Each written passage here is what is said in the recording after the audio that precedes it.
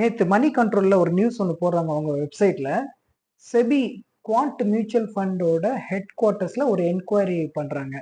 Front running சொல்லக்கூடிய ஒரு scam வந்து குவாண்ட் மியூச்சுவல் ஃபண்ட்ல நடக்க போறதுக்கு வாய்ப்பு இருக்குன்னு சொல்லி ஒரு நியூஸ் வந்து போடுறாங்க. ஸோ நெறைய இன்வெஸ்டர் பார்த்தீங்கன்னா வந்து பேனிக் ஆயிட்டாங்க. ஒரு 10 மணிலேருந்து பார்த்தீங்கன்னா நெறைய கால்ஸ்.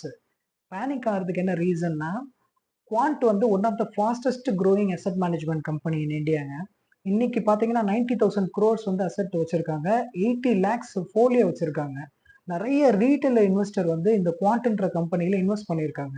அந்த குவாண்ட்ட பார்த்தீங்கன்னாக்கா, ஒரு ஹை பெர்ஃபார்மிங் கம்பெனிங்க. மியூச்சுவல் ஃபண்ட் பொறுத்தமட்டில. Large, mid, flexi, small cap, IT, sectoral எந்த கேட்டகரி நீங்க எடுத்தாலும், அதுல டாப் 1, 2, 3க்குள்ள அவங்க வந்து ஒரு பெஸ்ட் பெர்ஃபார்மிங் ஸ்கீம் குடுத்துட்டு இருக்காங்க.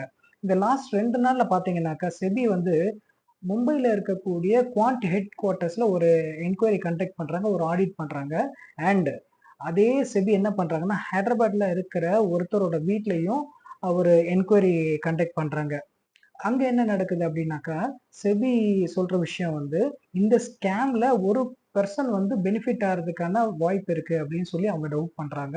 அவங்க வீட்லயும் ஆடிட் நடக்குது. இந்த நியூஸ் என்ன ஆகுதுன்னா, பேனிக்க கிரியேட் பண்ணுது இன்வெஸ்டர் மத்தியில.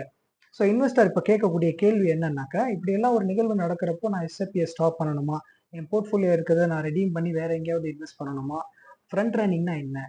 ஸோ குவாண்ட் வந்து இந்த ஃப்ரண்ட் ரன்னிங்ல என்ன பண்ணியிருக்காங்க? ஒரு இன்வெஸ்டரா நீங்க என்ன பண்ணணுன்றத இந்த வீடியோல நான் உங்களுக்கு எக்ஸ்பிளைன் பண்றேன். Welcome to the video. நான் உங்க Kannan. Ah author of book of savings and investing. இந்த புக்க வந்து நீங்க எனக்கு உங்களுக்கு வேணும்னா சொல்லுங்க. நான் உங்களுக்கு சென்ட் பண்றேன். ஆ நீங்க மியூச்சுவல் ஃபண்ட்ஸ்ல ஏதாவது ரெக்கமெண்டேஷன், அட்வைஸ் வேணும்னா சொல்லுங்க. நான் உங்களுக்கு வந்து ஹெல்ப் பண்றேன். ஃபர்ஸ்ட் ஆஃப் ஆல், ஃப்ரண்ட் லேர்னிங்னா என்னங்க? அத நான் எக்ஸ்பிளைன் பண்றேன்.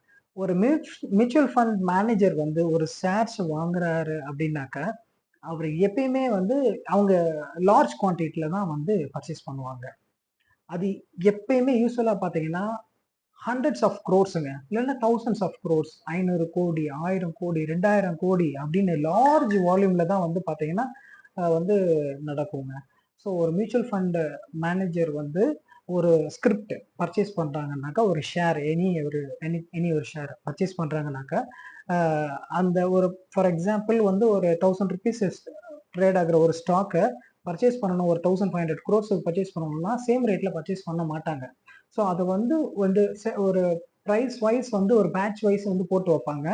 ஆ இது வந்து டீலர்ன்ற ஒரு வ உதவியோட தான் வந்து எக்ஸிகியூஷன் பண்ணுவாங்க. அஸ் அ ரீட்டெயில் இன்வெஸ்டர் நீங்க டெர்மினல் ஆர்டர் மொபைல் ஆப்ல பண்ணுவீங்க. சின்ன குவான்டிட்டி ஆர்டர். வேறஸ் வந்து அவங்க ஒரு அசெட் மேனேஜ்மென்ட் கம்பெனின்றதுனால, ஒரு லார்ஜ் குவான்டிட்டின்றதுனால, ஒரு டீலர் மூலியமா தான் வந்து அவங்க வந்து அந்த ஆர்டர எக்ஸிக்யூட் பண்ணுவாங்க. ஸோ ஆ அ நானும் வந்து ஒரு கம்பெனில வந்து ஸ்டார்ட்டிங்ல ஒரு டீலரா இருந்திருக்கேன். ஸோ நார்மலி பார்த்தீங்கன்னா, இது எப்படி பண்ணுவாங்கன்னா, ஒரு டீலிங் நடக்கிறப்போ ஃபண்ட் மேனேஜர் அந்த டீல வந்து இனிஷியேட் பண்றதுக்கு இன்ஸ்ட்ரக்ஷன் குடுப்பாருங்க. ஸோ டீலர் அந்த இனிஷியேஷன குளோஸ் பண்ணுவாரு. ஸோ பெரிய குவான்டிட்டி ஷேர் நடக்கும்போது என்ன ஆகும்? அந்த பிரைஸ் ஆப்வியஸ்லி போகும் இல்லையா? மேல போகும். ஸோ உங்களுக்கு அந்த ஃபண்ட் மேனேஜர் வந்து நெனச்சாருன்னா, இல்ல இந்த டீலர் நெனச்சாருன்னா என்ன பண்ணலான்னா, இந்த இன்ஃபர்மேஷன யார்ட்டயாவது சொன்னா, அவரு இவ்வளவு பெரிய குவான்டிட்டி நடக்க போகுது அப்படின்னு தெரிஞ்சதுன்னா, அந்த பெர்சன் வந்து ஆ பிரைஸ வந்து முன்கூட்டியே ஆர்டர் போட்டு தன்னோட எக்ஸிகியூஷன நடத்தி வைக்கிறதுக்கான வாய்ப்பு இருக்கு இல்லையா? இதுக்கு பேரு தாங்க ஃப்ரண்ட் ரன்னிங். இதே வந்து அந்த அந்த பெர்சன் வந்து F&Oல ஆர்டர் பிளேஸ் பண்ணாருன்னா, ஹியூஜ் மூவ்மென்ட் வந்து அவர் வந்து கேப்சர் பண்றதுக்கான வாய்ப்பு இருக்கு. ஈவன் ஜஸ்ட் ஒரு ₹5 ₹10 போதும். அங்க பெரிய இம்பாக்ட் கிரியேட் பண்ணும். ஏன்னா, லாட் சைஸ்ல உங்களுக்கு தெரியும். ஃபியூச்சர் அண்ட் ஆப்ஷன்ஸ்ல எல்லாமே வந்து லாட் சைஸ் இருக்கு இல்லையா? ஈவன் வந்து நீங்க ஒரு அ அ அந்த பிரைஸோட ஸ்ட்ரைக் பிரைஸ் இன்டு அங்க என்ன நடந்துட்டு இருக்கோ, அந்த பிரைஸ் வந்து பார்த்தீங்கன்னா, குவான்டிட்டி நீங்க லிட்டரலி ஒரு கேஷ் மார்க்கெட்ல பர்ச்சேஸ் பண்றதுக்கும், ஃபியூச்சர் அண்ட் ஆப்ஷன்ஸ்ல வந்து நீங்க ஒரு பிரைஸ் எக்ஸிக்யூட் பண்றதுக்கும், உங்களுக்கு மார்ஜின் ரொம்ப கம்மி இருந்தா போதும் இல்லையா?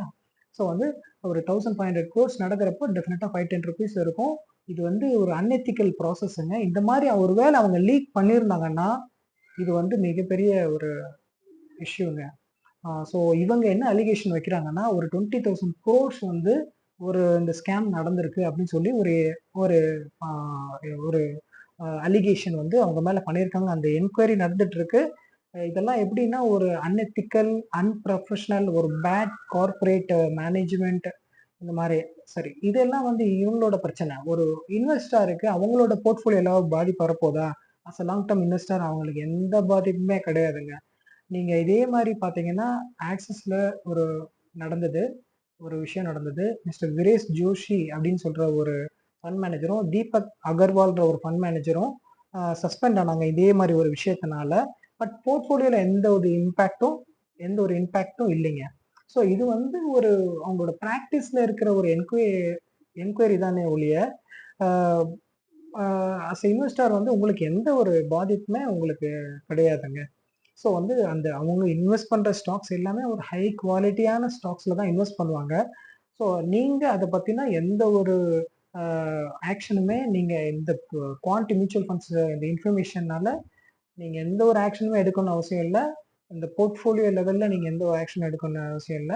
ஸோ இது உங்களுக்கும் பேனிக் ஆகணும்னு அவசியம் இல்ல. இந்த என்கொயரி நடந்துட்டு இருக்கு செபில. இந்த நியூஸ் எப்படி வந்து அன்ஃபோல்ட் ஆகுதுன்னு பார்க்கலாம். இன்னும் 2-3 டேஸ்ல தெரியும். இன்கேஸ் யாராவது ஒரு ஃப்ரண்ட் ரன்னிங்ல ஈடுபட்டிருந்தாங்கன்னா definitely the action will be taken against the பர்சன்ங்க. ஸோ இதனால இன்வெஸ்டரோட போர்ட்ஃபோலியோ எந்த ஒரு பாதிப்புமே அடைய போறது இல்ல. நீங்க பேனிக் ஆக வேண்டிய அவசியம் இல்ல. உங்க போர்ட்ஃபோலியோ அப்படியே விட்டுருங்க. ஸோ இந்த நியூஸ் வந்து எப்படி அன்ஃபோல்ட் ஆகுதுன்றத நம்ம வெயிட் பண்ணி பார்க்கலாம். ஸோ டோன்ட் டேக் எனி நீ ஜெட் ரியாக்ஷன். எந்த ஒரு ஆக்ஷனுமே நீங்க அஸ் அ இன்வெஸ்டரா நீங்க எதுவுமே எடுக்கணும்னு அவசியம் இல்ல. உங்களுக்கு ஏதாவது டவுட் இருந்ததுன்னா please reach out to me. I am very happy to assist you. But எந்தவித ஆக்ஷனும் இந்த விஷயத்துக்காக நீங்க எடுக்கணும்னு அவசியம் இல்லை. ஓகே. ஸோ குவான்ட்டோட ஃப்ரண்ட் ரன் அப்படின்ற ஒரு விஷயத்தோட கிளாரிஃபிகேஷனை பற்றி நம்ம பார்த்தோம். உங்களுக்கு வேற ஏதாவது இன்வெஸ்ட்மெண்ட் ரிலேட்டடா அட்வைஸ் வேணும் அப்படின்னா என்னோட நம்பர் இங்கே இருக்கு. நீங்கள் ஜஸ்ட் கால் பண்ணுங்க. இன்னொரு வீடியோவில் பார்க்கலாம். தேங்க்யூ. பாய்.